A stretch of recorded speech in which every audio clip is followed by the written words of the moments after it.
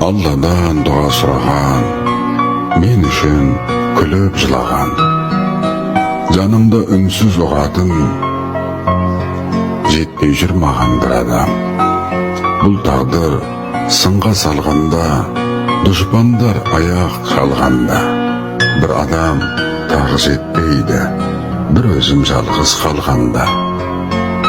Сырымды бүкпей ашатын, жолымнан күтіп тосатын, бір адам тағы жетпейді, құшақтап мауқым басатын.